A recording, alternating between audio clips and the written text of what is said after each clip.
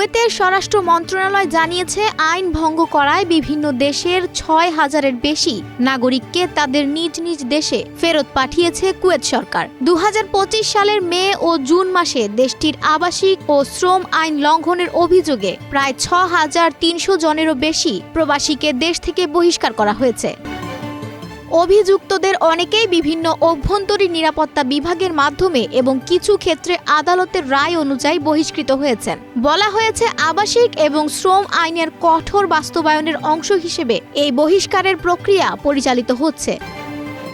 বহিষ্কৃতদের মধ্যে বাংলাদেশ, ভারত, পাকিস্তান, মিশর, ফিলিপাইন সহ নানা দেশের নাগরিক রয়েছে। তবে এর মধ্যে কতজন বাংলাদেশি রয়েছেন অথবা কোন দেশের কতজন নাগরিক রয়েছেন সে বিষয়ে স্পষ্ট কোনো তথ্য প্রকাশ করা হয়নি। সম্প্রতি দেশটির প্রথম উপপ্রধানমন্ত্রী ও স্বরাষ্ট্রমন্ত্রী শেখ ফাহাদ ইউসুফ সৌদ আল সাবাহ কুয়েতকে অবৈধ অভিবাসী মুক্ত করার নির্দেশনা দেন, যা গত বছরের সাধারণ ক্ষমা শেষ হওয়ার পর থেকে কার্যকর রয়েছে।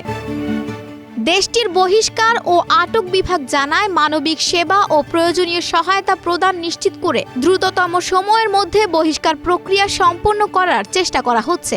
জানা গেছে, কুয়েতের বিভিন্ন স্থানে অবৈধভাবে বসবাসকারী বা কর্মরত প্রবাসীদের বিরুদ্ধে নিরাপত্তা অভিযান অব্যাহত রয়েছে।